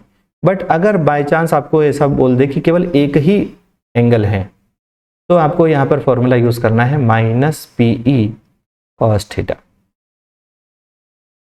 यस, वो भी ऊपर वाले फॉर्मूले से ही आया है ना। जब अगर थीटा वन इनिशियली एंगल हमारा 90 डिग्री रहेगा तो कॉस 90 जीरो हो जाएगा, तो बचेगा केवल एक ही एंगल, तो माइनस पीई कॉस थीटा। इसमें मैं आपको बता दूं यार, दो टाइप के इक्विलिब्रियम होते हैं, है ना। सबसे पहला होता है stable equilibrium, stable equilibrium, yes, और दूसरा होगा unstable equilibrium. Second one that is unstable equilibrium. Yes, तो क्या कंडीशन है मैं आपको बता दूं। स्टेबल इक्विलिब्रियम तब होगा जब dipole moment is parallel to electric field होगा, दैट मीन्स माइनस क्यू इधर प्लस क्यू इधर। ओके, इस केस में पोटेंशियल एनर्जी का जो फॉर्मूला होगा, यस, वो होगा माइनस पीई। इसमें पोटेंशियल एनर्जी हमेशा मिनिमम रहेगी। कैसी रहेगी डियर? मिनिमम। यस, इस केस में थीटा अपना जो होगा वो जीरो होगा, है ना। तीन चीजें हैं। सबसे पहले तो भाई जो डाइपोल मोमेंट है that is parallel to electric field, theta zero होगा और पोटेंशियल एनर्जी मिनिमम होगी। कितनी होगी? Minus PE. अनस्टेबल इक्विलिब्रियम की बात करें तो P is anti parallel, anti parallel to E। Yes, इस केस में बताओ अगर एंटी पैरेलल होगा तो थीटा कितना होगा? 180 degree. Good one.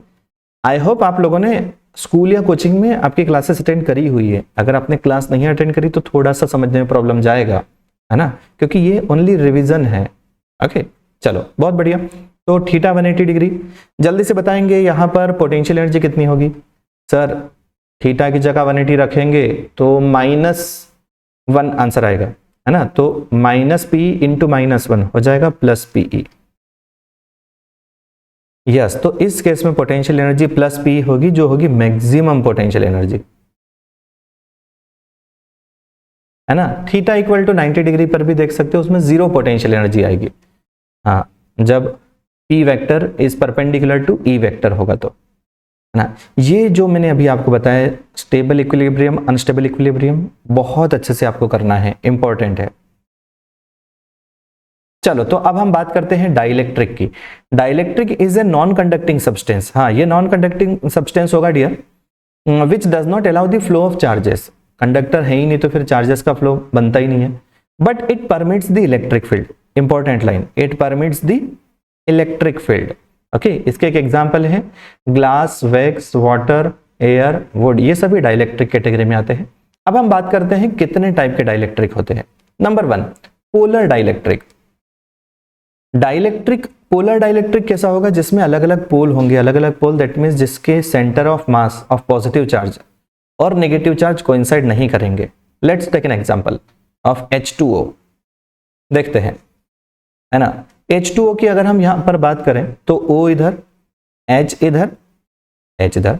Yes, very good, ठीक है।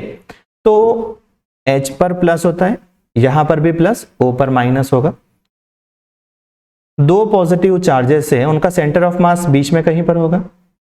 Yes sir.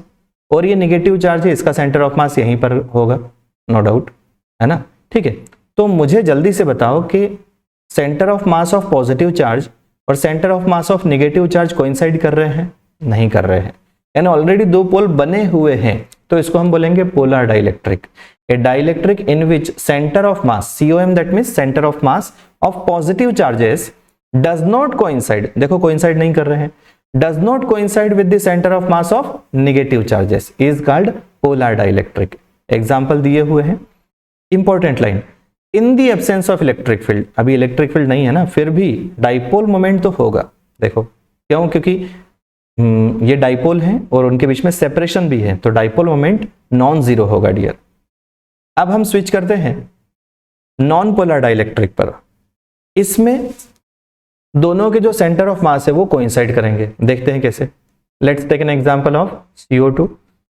यस, सी यहाँ पर डबल बॉन्ड आएगा, O2, यस, O पर नेगेटिव, C पर पॉजिटिव।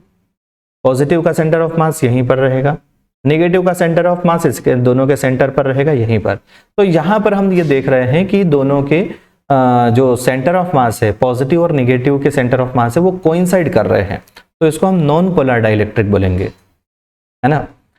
इसमें important line, absence of electric field में डाइपोल मोमेंट जीरो होगा। क्यों? क्योंकि डाइपोल मोमेंट होता है P equal to Q into 2L, P equal to Q into 2L। 2L separation है उनके बीच का, अब सेपरेशन ही अगर जीरो है तो डाइपोल मोमेंट भी कितना हो जाएगा? Zero. Good one. Relative permittivity की बात करते हैं या डाइलेक्ट्रिक कांस्टेंट की बात करें, जिसको हम K से रिप्रेजेंट करते हैं। बहुत सिंपल फॉर्मूला है और इंपॉर्टेंट भी है dear. The ratio of external field to the net electric field. मैं आपको इसको एक एग्जांपल से समझाता हूं। भाई यहां पर हमने एक्सटर्नल इलेक्ट्रिक फील्ड प्रोवाइड करी है E0, जिसको हम एक्सटर्नल इलेक्ट्रिक फील्ड बोलेंगे। यहां पर E0 क्या है dear? External electric field, electric field, very good. और यहां पर एक हमने डाइलेक्ट्रिक रखा है जिसका डाइलेक्ट्रिक कांस्टेंट कितना है? K है। तो यहां पर अब हम देखेंगे कि एक्सटर्नल इलेक्ट्रिक फील्ड अगर राइटवर्ड जा रही है, दैट मीन्स यहां पर जो प्लेट होगी वो पॉजिटिव होगी, यहां पर जो प्लेट होगी वो निगेटिव होगी। यस, है ना, क्योंकि इलेक्ट्रिक फील्ड हमेशा पॉजिटिव से निगेटिव जाता है। तो इन पॉजिटिव को देखकर इधर की तरफ डाइलेक्ट्रिक के निगेटिव अट्रैक्ट होंगे और राइट साइड में डाइलेक्ट्रिक के पॉजिटिव। तो अंदर भी एक इलेक्ट्रिक फील्ड बनेगी जो ऑपोजिट डायरेक्शन में बनेगी, इसको हम इंटरनल इलेक्ट्रिक फील्ड बोलेंगे। अब ये डाइलेक्ट्रिक की अगर हम बात करें, जो यहां पर हम डाइलेक्ट्रिक कंसिडर कर रहे हैं, इस पर तो दोनों फील्ड का इफेक्ट होगा। तो जो नेट इलेक्ट्रिक फील्ड होगी वो हम कैलकुलेट करेंगे एक्सटर्नल माइनस इंटरनल, क्योंकि दोनों की डायरेक्शन अपोजिट है। ओके, हाँ। कंडक्टर के केस में दोनों की वैल्यू भी सेम होती है तो नेट इलेक्ट्रिक फील्ड जीरो हो जाता है, बट ये डाइलेक्ट्रिक है जिसमें इंटरनल जो इलेक्ट्रिक फील्ड है वो एक्सटर्नल के इक्वल नहीं होगी, तो ये नेट इलेक्ट्रिक फील्ड होता है। अब हम बात करते हैं कि डाइलेक्ट्रिक कांस्टेंट का डेफिनेशन क्या होता है। तो very simple definition it is, okay, K से रिप्रेजेंट करेंगे external electric field by net electric field. Yes, external electric field divided by net electric field. देखो लिखा है the ratio of external electric field to the net electric field is called relative permittivity और dielectric constant, है ना। अगर हम यहां पर बात करें फॉर कंडक्टर, अगर हम कंडक्टर के केस की बात करें, कंडक्टर के केस में जो होता है ना, ई नेट जीरो होता है। अभी मैंने आपको बताया था E net zero, that's why. अब बताओ, something by zero is always infinite. Conductor के केस में K की वैल्यू कितनी होगी? इनफाइनाइट। यस, है ना। फॉर एयर की अगर हम बात करें तो यहां पर भाई ई नेट जो होगा वो ई एक्सटर्नल के बराबर ही होगा ना। भाई जब मटेरियल ही नहीं है तो ई नॉट ही होगा, तो ई नॉट दोनों इक्वल होंगे तो K की वैल्यू कितनी हो जाएगी? 1। तो एयर की केस में अगर हम बात करें तो डाइलेक्ट्रिक कांस्टेंट होगा 1। चलो, तो आओ अब हम पोलराइजेशन की बात करते हैं। पोलराइजेशन होता क्या है मैं आपको पहले सिंपल वे में बता देता हूं। भाई ये प्लस और माइनस कंबाइंड फॉर्म में है। अगर आप इलेक्ट्रिक फील्ड इसको प्रोवाइड कर दोगे, है ना, इसी प्लस माइनस को आपने इलेक्ट्रिक फील्ड प्रोवाइड कर दिया, ठीक है, तो थोड़ी देर बाद होगा क्या, हम यहां पर देखेंगे कि माइनस इधर आ जाएगा। क्यों? क्योंकि इधर प्लस रहेगा इलेक्ट्रिक फील्ड का, इधर माइनस रहेगा, ठीक है। तो माइनस प्लस की तरफ अट्रैक्ट हो जाएगा और जो प्लस है वो माइनस की तरफ अट्रैक्ट हो जाएगा। यस, तो देखो जो न्यूट्रल था वो दो पोल में डिवाइड हो गया है। यस, तो इस प्रोसेस को हम बोलते हैं पोलराइजेशन। दैट मीन्स प्लस और माइनस को अलग अलग करना, that is known as what? Polarization. दो पोल बनाना, बस ये होता है पोलराइजेशन, है ना। अब इसको थोड़ा सा टेक्निकल लैंग्वेज में बनाते हैं कि पहले डाइपोल मोमेंट इसका जीरो था, अब डाइपोल मोमेंट क्रिएट किया हमने। यस, डाइपोल मोमेंट हमने क्रिएट किया, तो इसको हम बोलेंगे पोलराइजेशन। क्या लिखा है, when a dielectric material is placed in an electric field, dipole moment appears in any volume in it, this phenomena is called polarization of material। ये भाई आपको एग्जाम में लिखने के हिसाब से मैंने आपको डेफिनेशन दी है, बाकी एक्चुअल में आप समझ जाओ। प्लस और माइनस को अलग अलग करना, अगर कंबाइंड फॉर्म में है तो दोनों को अलग अलग करना, this process is known as what, polarization. Polarization vector को हम पी वेक्टर से डिनोट करते हैं, है ना। ये इसका जो फॉर्मूला होता है that is dipole moment per unit volume. Yes, dipole moment per unit volume, very easy formula it is. जहां पर P जो है वो पोलराइजेशन वेक्टर है, small p dipole moment and there is volume. हमारा नेक्स्ट टॉपिक है capacitor. Capacitor क्या होता है इसको समझते हैं हम। Capacitor is an electrostatic device which stores the energy in the form of charge. Yes, it is an electrostatic device जो इलेक्ट्रोस्टैटिक पर काम करेगा और ये एनर्जी को स्टोर करके रखता है, चार्ज को नहीं स्टोर करता है, ये एनर्जी को स्टोर करके रखता है in the form of charge. Capacitor is the combination of two conductors.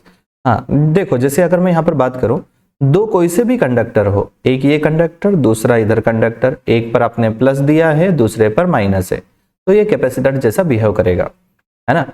तो हमेशा ध्यान रखना है कि जब भी कैपेसिटर की बात करेंगे तो दो कंडक्टर मस्ट होंगे। हाँ, अगर एक ही कंडक्टर हुआ तो हम कंसीडर करेंगे कि दूसरा कंडक्टर इनफाइनाइट पर रखा हुआ है। Single conductor can also behave like as a capacitor because in that case second conductor is assumed to be kept at infinite, है ना। बट अगर कोई भी आपसे पूछे कि कैपेसिटर में कितने कंडक्टर की रिक्वायरमेंट होती है तो आपका आंसर होना चाहिए 2। अगर एक हो रहा है उसका भी अगर कैपेसिटर पता हो रहा है कैपेसिटेंस, तो आप कंसिडर कर सकते हो कि उसका जो दूसरा कंडक्टर है वो इनफाइनाइट पर रखा हुआ है। एक और चीज बात बताऊं मैं यहाँ पर आपको कि यहाँ पर लिखा हुआ है ये एनर्जी स्टोर करके रखता है। कैपेसिटर और बैटरी दोनों सेम काम करती है। हाँ, जैसे कैपेसिटर की बात करें, ये भी एनर्जी को स्टोर करके रखता है, और दूसरा अगर हम बात करते हैं बैटरी की, ये भी एनर्जी को स्टोर करके रखती है। तो फिर आखिर दोनों में क्या डिफरेंस? दोनों में जो बेसिक डिफरेंस है वो यही है कि बैटरी अपनी एनर्जी जो है ना वो धीरे धीरे रिलीज करती है। यस, ठीक है। और कैपेसिटर जो है वो बहुत फास्ट होता है, एक झटके में पूरी एनर्जी को रिलीज कर देता है। Yes, that is the basic difference, है ना। जैसे अगर हम बात करें कि फ्लैश लाइट की बात करते हैं अगर हम कैमरा में, ठीक है, तो हमने देखा एक छोटी सी बैटरी लगती है बट उससे कितना एकदम बहुत ज़्यादा फ्लैश लाइट आप उसका यूज़ कर पाते हो छोटी सी बैटरी के थ्रू। हाँ, क्यों? क्योंकि उसमें जो भी फ्लैश लाइट वाला कैमरा होता है उसमें आपने देखा होगा 1 फोटो क्लिक करने के बाद में थोड़ा सा पॉज देना पड़ता है ताकि वो कैपेसिटर जो है ना चार्ज हो जाता है। यस, थोड़ा सा 2 सेकेंड या 3 सेकेंड के लिए आपको रुकना पड़ता है ताकि कैपेसिटर चार्ज हो जाए, उसके बाद में पूरी एनर्जी एक साथ दे देता है। तो वहां पर कैपेसिटर का काम आता है। बैटरी यूज में आती है कैपेसिटर को चार्ज करने के लिए। यस, नेक्स्ट टॉपिक है इलेक्ट्रिकल कैपेसिटेंस। कैपेसिटेंस कैपेसिटर की एक प्रॉपर्टी होती है जिसके थ्रू वो हम डिफाइन कर सकते हैं कि वो कितना चार्ज स्टोर कर सकता है। तो charge holding capacity of any conductor is called capacitance. Formula होगा इसका C = Q/V। Q is the charge, V is the potential difference. Yes, potential. ऐसा यूनिट इसकी होती है डियर, एक तो कूलॉम पर वोल्ट, बट इसके बजाय हम ये ज़्यादा यूज में लाते हैं। हमको ये पता है कि फेरेड नाम के साइंटिस्ट ने कैपेसिटेंस के बारे में बताया था। कैपेसिटेंस की जो डिस्कवरी है वो फेरेड ने करी थी, इसलिए कैपेसिटेंस की जो यूनिट होती है दैट इज फेरेड। एक सिंपल क्वेश्चन मैं आपसे यहाँ पर पूछ रहा हूँ, does capacitance depends on charge and potential difference between plates? No, answer is no. Yes sir, अभी तो आपने बताया C = Q/V, चार्ज बढ़ाने पर कैपेसिटेंस बढ़ेगा। नहीं नहीं नहीं, कैपेसिटी है, जैसे किसी वेसल की कैपेसिटी है तो वो तो उसके फिजिकल डायमेंशन पर डिपेंड करेगी ना। ऐसा तो नहीं है कि भाई जितना जितना पानी ज्यादा है उतना कैपेसिटेंस ज्यादा होगा या उसकी उतनी कैपेसिटी बढ़ती जाएगी। नहीं नहीं नहीं, ठीक है। तो बहुत इजी चीज है ये। तो सबसे पहले ये चीज क्लियर होनी चाहिए कि कैपेसिटेंस जो है वो चार्ज और पोटेंशियल पर डिपेंड नहीं करता है, उनके रेशो पर डिपेंड करता है। यस, इनके रेशो पर नो डाउट डिपेंड करेगा, है ना। It depends on shape and size and medium. Yes, अगर आपसे कोई पूछे कैपेसिटेंस किस पर डिपेंड करता है, तो it depends on shape, size and medium. Capacitance of an isolated spherical conductor. देखो जैसे यहां पर कंसिडर किया है कि केवल एक सिंगल कंडक्टर है, तो दूसरा हम कहां पर कंसिडर करेंगे, एज्यूम करेंगे ये इनफाइनाइट पर है, ठीक है। तो यहां पर बात करते हैं इसका कैपेसिटेंस। भैया आप लोगों ने अगर पढ़ लिया है तो जल्दी से मुझे वीडियो पॉज करके अपनी कॉपी में लिख कर बताओ कि इसका फॉर्मूला क्या होगा। आई होप आप लोगों ने लिख लिया। चलो मैं आपको बता देता हूं। सी कैपेसिटेंस का फॉर्मूला होगा सिंगल कंडक्टर के लिए, है ना, 4 pi epsilon nought R. R क्या है, रेडियस ऑफ स्फीयर। यस, तो ये वाला फॉर्मूला होगा capacitance of a spherical conductor is directly proportional to radius and it is true for conducting spheres, hollow और सॉलिड, कैसा भी हो हर एक के लिए काम करेगा। एक और इंपॉर्टेंट चीज, अर्थ का कैपेसिटेंस कितना होता है। अर्थ का कैपेसिटेंस भाई उसका जो रेडियस होता है दैट इज 6400 किलोमीटर। अगर आप वो वैल्यू पुट करोगे तो आपके पास में आंसर आएगा 711 माइक्रोफेरेड। Yes, 711 microfarad. चलो तो अब हम बात करते हैं पैरेलल प्लेट कैपेसिटर की। यस, पैरेलल प्लेट कैपेसिटर में क्या होगा, दो प्लेट्स रखी रहेगी यहां पर। यस, आपस में वो पैरेलल रहेगी और उनके बीच का हम कैपेसिटर पता करेंगे, है ना। ये एक इंपॉर्टेंट टॉपिक है जिसके बेस पर आपको बोर्ड और कॉम्पिटिटिव में सबसे ज्यादा क्वेश्चन आएंगे। ये इनके बारे में मैं आपको बता दूं कि एक पर पॉजिटिव चार्ज होगा, दूसरे पर नेगेटिव चार्ज। प्लस सिग्मा, इधर माइनस सिग्मा। सिग्मा क्या है, सरफेस चार्ज डेंसिटी। बट इसको बार बार इस टाइप से रिप्रेजेंट करना पॉसिबल नहीं है, इसलिए हम इसका एक इक्विवेलेंट डायग्राम बनाते हैं ये। यस, तो दिख तो लाइन रही है बट ये एक्चुअल में है क्या, प्लेट। तो parallel plate capacitor is an arrangement of two parallel conducting plates of equal area separated by air और एनी इंसुलेटिंग मीडियम। इनके बीच में कहीं भी कंडक्टर नहीं होगा, है ना। ऐसा नहीं कि भाई यहां से यहां तक कोई कंडक्टर ही पूरा भर दो, तो फिर कैपेसिटेंस का मतलब ही खत्म हो जाएगा। ओके, चलो कुछ इंपॉर्टेंट पॉइंट है इससे related. It provides uniform electric field. हाँ, मैंने आपको पहले ही बताया था कैपेसिटर हमेशा यूनिफॉर्म इलेक्ट्रिक फील्ड प्रोवाइड करेगा, क्योंकि इसमें इलेक्ट्रिक फील्ड सरफेस के कारण होती है। सरफेस के कारण जो इलेक्ट्रिक फील्ड होती है उसका फॉर्मूला होता है सिग्मा बाय 2 एप्सिलॉन नॉट, जो कभी भी डिस्टेंस पर डिपेंड नहीं करती है डियर। ओके, तो first point I think it is clear. Number 2, charge on both plates are equal and opposite. इस पर अगर 4 चार्जेस है, इधर भी 4 चार्जेस होंगे, इक्वल होगा और अपोजिट होगा, ठीक है। Total charge on parallel plate capacitor is always 0। भाई इधर प्लस क्यू इधर माइनस क्यू, तो टोटल कितना हो जाएगा, 0। Capacitance of parallel plate capacitor की बात करें कि भाई इसका फॉर्मूला क्या होता है ना। पैरेलल प्लेट कैपेसिटर में कैपेसिटेंस का फॉर्मूला क्या होता है, तो पहले जल्दी से वीडियो को पॉज करके आप लोग खुद से लिखना स्टार्ट करो जल्दी। यस, आई होप थोड़ा बहुत तो याद होगा। Okay, very good. चलो सबसे पहला केस आता है जिसमें हम विदाउट डाइलेक्ट्रिक, इसमें डाइलेक्ट्रिक अभी नहीं है, तब इसका फॉर्मूला होगा epsilon nought A divided by D. D क्या है, सेपरेशन है, सेपरेशन बिटवीन दी प्लेट्स। ए क्या है, एरिया, एरिया ऑफ प्लेट, है ना, एरिया ऑफ प्लेट, या हम इसको बोले दोनों प्लेट के बीच का common area, common area. And D is what dear, separation between plates. Yes, separation between plates.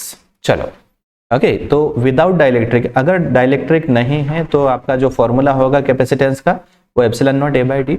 But अगर विद फुल्ली डाइलेक्ट्रिक आपसे कोई पूछे तो फुल्ली डाइलेक्ट्रिक मैं इधर बता दूं, ये विदाउट डाइलेक्ट्रिक का जो कैपेसिटेंस है हम इसको सी नॉट से रिप्रेजेंट करेंगे। फुल्ली डाइलेक्ट्रिक की बात करें तो यहाँ पर के का या एप्सिलॉन आर का मल्टीप्लाई होगा। देखो इधर मैं आपको बता देता हूं, के का मल्टीप्लाई होगा यहाँ पर, है ना। अब यहाँ पर के क्या है ये मैं आपको क्लियर कर दूं, के is dielectric constant.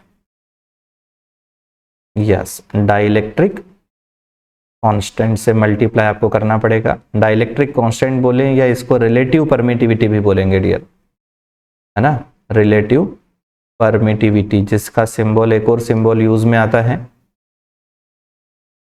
Epsilon R. ये तब जब इसके बीच में पूरा यहां से यहां तक पूरा एक कोई मीडियम अगर भरा होगा, यस, पूरा यहां से यहां तक ये पूरा जो है ना मीडियम अगर होगा कि ओके, तो तब हम ये वाला फॉर्मूला यूज करेंगे। आई hope it is clear. When plates of capacitor is connected directly by mean of conducting wire, then what is the value of capacitance? बहुत अच्छा क्वेश्चन है कि भाई ये कैपेसिटेंस पैरेलल प्लेट कैपेसिटर है, इन दोनों प्लेट्स को एक कंडक्टिंग वायर के थ्रू अगर हमने कनेक्ट कर दिया है ना, दोनों को हमने कंडक्टिंग वायर के थ्रू कनेक्ट कर दिया, तो बताओ अब कैपेसिटेंस कितना होगा। यस, अगर कंडक्टर के थ्रू कनेक्ट कर दिया, कैपेसिटेंस भाई दिखती बात है, मुझे बताओ जल्दी से यहाँ पर डाइलेक्ट्रिक कांस्टेंट कंडक्टर का कितना होता है, इनफाइनाइट। इनके बीच में मीडियम क्या है अभी, कंडक्टर, उसका डाइलेक्ट्रिक कांस्टेंट इनफाइनाइट। अभी हमने देखा था कैपेसिटेंस का फॉर्मूला होता है epsilon nought A by D, infinite. तो भाई कैपेसिटेंस भी कितना हो जाएगा, इनफाइनाइट। यस, फिर आप कितना भी चार्ज देते रहो, उसमें कभी इनफनेस या ऐसा नहीं है कि भाई कंप्लीट हो चुका है, पूरा चार्ज हो चुका है, पॉसिबल ही नहीं है। पूरा चार्ज यहाँ से यहाँ one plate to another plate transfer हो जाएगा, है ना, इसीलिए हम कंडक्टर यूज ही नहीं करते, नहीं तो फिर तो कैपेसिटेंस का मतलब ही नहीं निकलता है। नेक्स्ट पर आ जाते हैं, capacitance of parallel plate capacitor with dielectric slab. हाँ, अब अगर एक डाइलेक्ट्रिक स्लैब है जो पार्शियली फिल्ड है ना, ये डाइलेक्ट्रिक स्लैब है जिसका डाइलेक्ट्रिक कांस्टेंट अगर K है, जिसकी थिकनेस T है और दो प्लेट्स के बीच का जो सेपरेशन है D है, तो इसका जो फॉर्मूला होगा that is C equal to epsilon nought A divided by D minus T plus T by K, है ना। T क्या है, डाइलेक्ट्रिक स्लैब की थिकनेस, और D separation between two plates. K क्या हो जाएगा यहाँ पर, डाइलेक्ट्रिक कांस्टेंट। नेक्स्ट टॉपिक है हमारा कॉम्बिनेशन ऑफ कैपेसिटर्स। दो टाइप के कॉम्बिनेशन होंगे, एक सीरीज कॉम्बिनेशन, दूसरा होगा पैरेलल कॉम्बिनेशन। सीरीज कॉम्बिनेशन में एक निगेटिव प्लेट अगले पॉजिटिव प्लेट से कनेक्ट होगी, है ना। इसका जो फॉर्मूला होता है वो 1/c equal to 1/c1 plus 1/c2 plus 1/c3 होगा। इसके कुछ इंपॉर्टेंट की पॉइंट्स है जिसको बहुत अच्छे से आपको समझना है। Charge is same in each capacitor, हर एक कैपेसिटर पर जो चार्ज होगा वो सेम होगा, यहाँ पर Q, यहाँ पर भी Q, यहाँ पर भी Q, उसमें कोई डिफरेंस नहीं आएगा। दूसरा, इक्विवेलेंट कैपेसिटेंस जो होगा सीरीज में, वो हमेशा जो भी छोटा कैपेसिटेंस है तीनों में उससे भी कम होगा। जैसे मान के चलो कि अगर यहाँ पर मैं बात करूँ कि 3 कैपेसिटर में कंसिडर कर रहा हूँ, 1 माइक्रोफेरेड, 10 माइक्रोफेरेड और एक 500 माइक्रोफेरेड हम कंसिडर कर लेते हैं, ठीक है। तो इसका जो इक्विवेलेंट कैपेसिटेंस होगा वो हमेशा 1 से छोटा होगा, आप कैलकुलेट कर सकते हो, है ना। तो पहला point clear. Second point, third point, potential is distributed in inverse proportion. अभी हमने देखा था कि Q इक्वल टू CV या C का जो फॉर्मूला था वो Q बाय V था, है ना। तो यहां से अगर मैं बात करूं तो V इक्वल टू क्या हो जाएगा, Q बाय C। अब सब में अगर चार्ज सेम है तो पोटेंशियल कैपेसिटेंस के क्या होगा डियर, इनवर्सली प्रोपोर्शनल। यस, तो potential is distributed in inverse proportion of capacitance. इसका मतलब जिसका कैपेसिटेंस ज्यादा होगा उस पर पोटेंशियल कम होगा। ओके, नेक्स्ट है पैरेलल कॉम्बिनेशन। उसमें सभी कैपेसिटर्स की पॉजिटिव प्लेट एक कॉमन पॉइंट से कनेक्टेड है और सभी की निगेटिव प्लेट जो है एक अलग कॉमन पॉइंट से कनेक्टेड है। Formula C equal to C1 plus C2 plus C3। इसके कुछ की पॉइंट ये आपको ऑलरेडी पता होगा आई होप, कि potential is same across each capacitor, क्योंकि पैरेलल में हमेशा पोटेंशियल क्या होता है, सेम होगा। दूसरा, equivalent capacitance in parallel is always larger than, जैसे यहाँ पर अगर हम बात करें कि ये वही दो कैपेसिटर या आप 3 कैपेसिटर कंसिडर कर लो, है ना। एक 1 माइक्रोफेरेड, दूसरा 10 माइक्रोफेरेड, तीसरा 500 माइक्रोफेरेड, है ना। ये कितना हो जाएगा, 10 माइक्रोफेरेड और ये 500 माइक्रोफेरेड।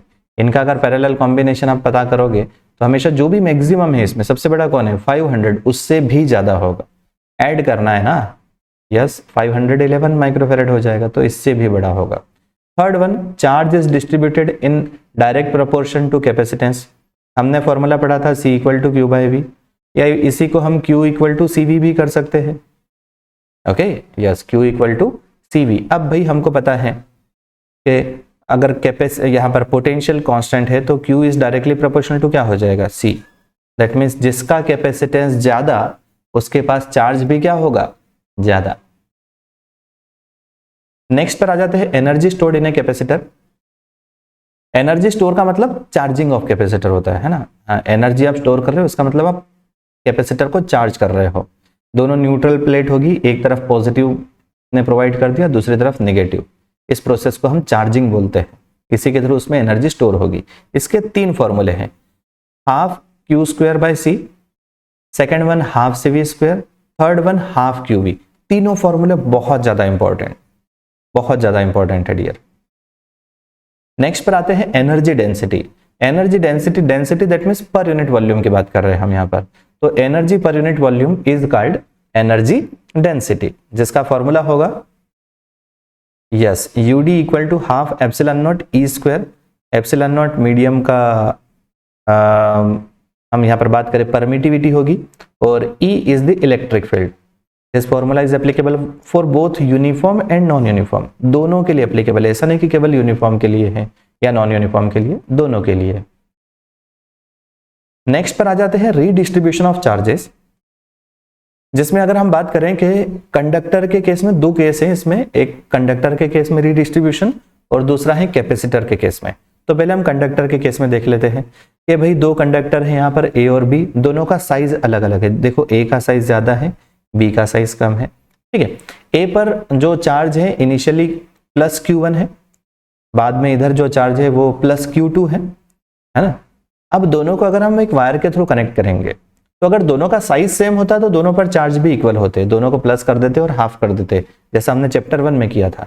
बट साइज अगर अलग अलग होगा तो जो कनेक्शन के बाद में जो चार्जेस है, जैसे पहले A पर पहले Q1 था, कनेक्शन के बाद में Q1 डैश हुआ है, यस Q1 डैश, और B पर पहले चार्ज Q2 था, है ना, अब हो गया है अगर Q2 डैश, तो इनका जो रेशो होगा वो हमेशा उनके कैपेसिटेंस के डायरेक्टली प्रोपोर्शनल होगा। Yes, so Q1 dash by Q2 dash is equal to C1 by C2। ये तो कंडक्टर का केस हुआ। अब हम बात करते हैं कैपेसिटर के केस में। भाई पहले मान के चलो C1 एक चार्ज है, C1 कैपेसिटर है जिसको हमने V1 से चार्ज किया, फिर C2 कैपेसिटर जिसको हमने V2 से चार्ज किया, उसके बाद में इन दोनों को कंबाइन कर दिया। दोनों की बैटरी हटा के, V1 V2 वाली बैटरी हटा के हमने C1 C2 को आपस में कनेक्ट कर दिया, है ना। तो इसमें भी 2 केस होते हैं, वैसे एक स्टैंडर्ड केस है। इस केस में यहाँ पर पोटेंशियल सेम होगा क्योंकि पैरेलल में कनेक्टेड है, तो पैरेलल में पोटेंशियल सेम होता है। देखो यहाँ पर 2 केस होंगे। सबसे पहला केस तो आपको यहाँ पर डायग्राम में ही दिया हुआ है ना, ठीक है, कि दोनों के पॉजिटिव प्लेट आपस में कनेक्टेड है और दोनों की निगेटिव प्लेट्स आपस में कनेक्टेड है। अब दूसरा केस ऐसा भी हो सकता है कि भाई आपको C1 यहाँ पर दिया हुआ है, ये प्लस ये माइनस प्लस माइनस, C2 को उल्टा कनेक्ट कर दिया, है ना। C2 को उल्टा कनेक्ट कर दिया इन द सेंस इधर माइनस कर दिया, इधर प्लस कर दिया।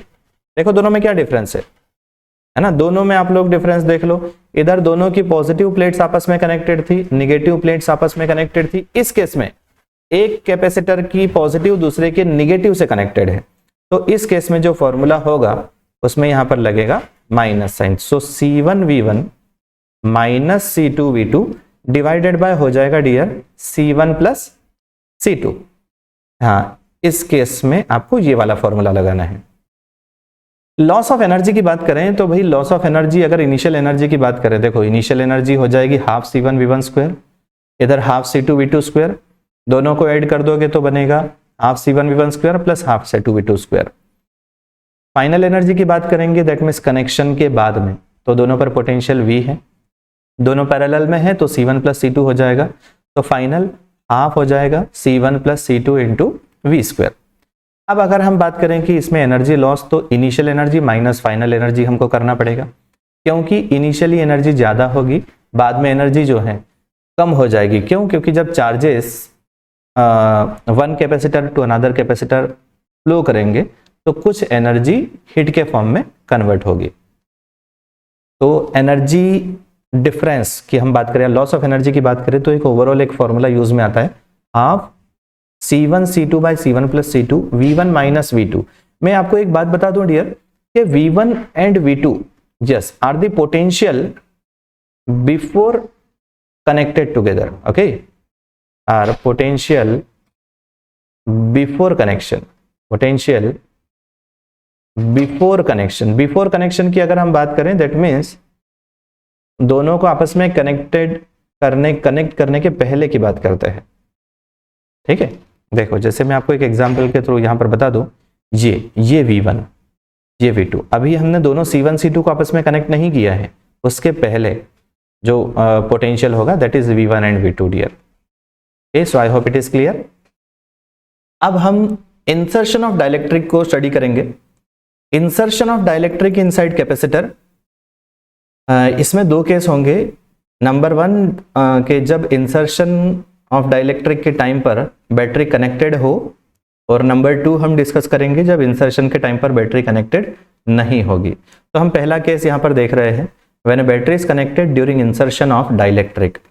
यहाँ पर मैं आपको एक टेबल के फॉर्म में इसको एक्सप्लेन करूंगा। हमको बस ये बताना है कि जो 5 यहाँ पर फिजिकल क्वांटिटीज है, यस, उसमें क्या चेंज होगा, बिफोर इंसर्शन क्या होगा और आफ्टर इंसर्शन क्या होगा।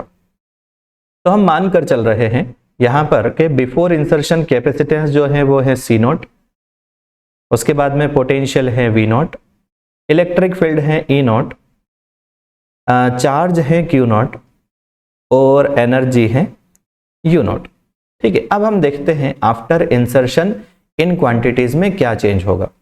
तो भाई हम यहां पर डाइलेक्ट्रिक को इंसर्ट कर रहे हैं, तो पूरा फुल्ली वो इंसर्ट हो रहा है ना, पूरी स्पेस ऑक्यूपाई करेगा, तो इसलिए उसका जो कैपेसिटेंस है वो तो k टाइम इंक्रीज होगा, हम ऑलरेडी डिस्कस कर चुके हैं। With fully dielectric capacitance will be KC0, yes. तो कैपेसिटेंस बढ़ेगा, यहाँ पर अगर मैं इसको और प्रॉपर वे में लिखूं, जो नेक्स्ट कैपेसिटेंस होगा वो KC0, दैट मीन्स इनिशियल के कंपेरिजन में k टाइम इंक्रीज होगा। पोटेंशियल की बात करें V, तो यहां पर बैटरी ऑलरेडी कनेक्टेड है, तो उसका पोटेंशियल तो चेंज हो नहीं सकता है, क्योंकि ये कांस्टेंट बैटरी है ना। तो इसमें पोटेंशियल अगर पहले V0 था तो बाद में भी V0 ही रहेगा। मैं यहां पर भी V0 कर दूं, if initially it is V0 it will also be finally also it will B V0।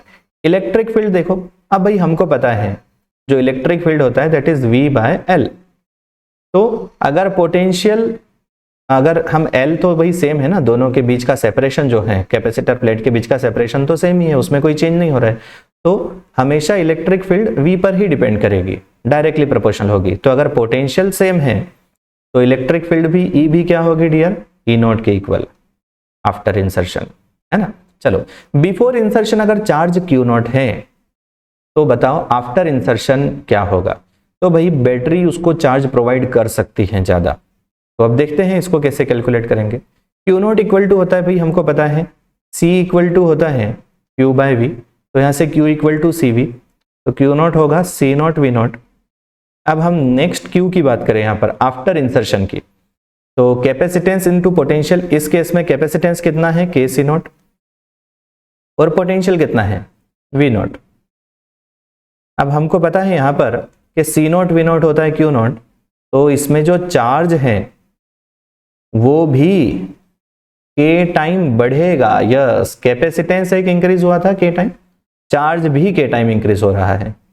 Okay, अब पोटेंशियल एनर्जी की बात करते हैं। हमारे पास 3 फॉर्मूले, हम कोई सा भी फॉर्मूला यूज कर सकते हैं। हम ये वाला यूज करते हैं, हाफ C0 V0 स्क्वायर, है ना। अब हम फाइनल पोटेंशियल एनर्जी की बात करते हैं। यहां पर भी होगा हाफ, कैपेसिटेंस कितना है KC0 और पोटेंशियल तो V0 ही है, V0 का square. Half C0 V0 square को हम U0 लिख सकते हैं, तो हमारा U होगा K U0। Yes, that means potential energy भी k टाइम इंक्रीज होगी।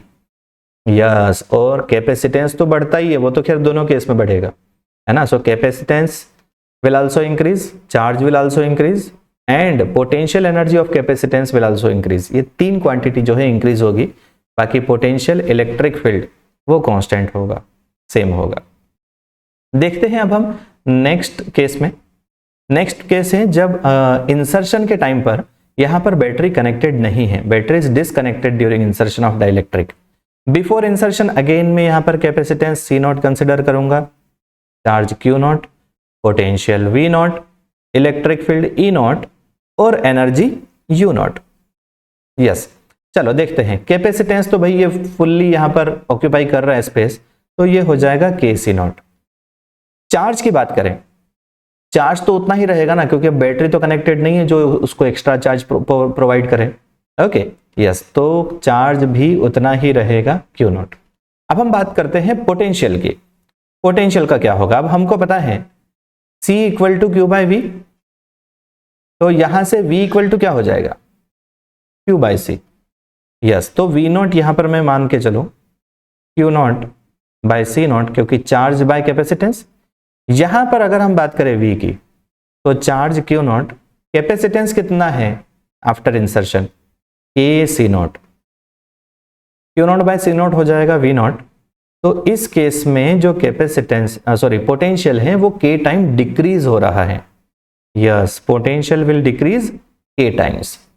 अब अगर पोटेंशियल K टाइम डिक्रीज हो रहा है तो इलेक्ट्रिक फील्ड भी K टाइम डिक्रीज ही होगी, इनिशियल का K टाइम डिक्रीज होगा। Yes, good one. बात करते हैं पोटेंशियल एनर्जी की। हम एक दूसरा फॉर्मूला यूज कर रहे हैं यहां पर, half Q not V not, है ना, half Q V. Yes, half Q not V not वाला फॉर्मूला हम यूज करेंगे। आप वो वाले फॉर्मूले से भी कर सकते हो, कोई प्रॉब्लम नहीं है। अब पोटेंशियल एनर्जी देखते हैं। हाफ, चार्ज कितना है सर? क्यू नॉट ही है। पोटेंशियल कितना है? वी नॉट बाय के हो गया है। Okay, that means half Q not V not U not, तो पोटेंशियल एनर्जी हो जाएगी हमारी U not divided by K. Yes, potential energy भी के टाइम डिक्रीज हो रही है, यानी पोटेंशियल, इलेक्ट्रिक फील्ड और पोटेंशियल एनर्जी डिक्रीज होगी के टाइम, और जो कैपेसिटेंस है वो इंक्रीज होगा। इसमें केवल चार्ज ही एक ऐसा है जो कांस्टेंट रहेगा। आई होप इतना सभी आपको क्लियर हो गया है। इसी के साथ हमने chapter 2 electric potential and capacitance का रिवीजन कंप्लीट किया है। अगर आपको लगता है कि आपको किसी पर्टिकुलर टॉपिक में ज़्यादा प्रॉब्लम जा रही है या उसमें और डिटेल में आपको स्टडी करने की ज़रूरत है, तो आप ज़रूर मुझे कमेंट में बताना, ताकि मैं उन टॉपिक पर भी डिटेल में फिर मैं वीडियो आपको प्रोवाइड करूँगा। तो मिलते हैं इसी के साथ, बाय बाय।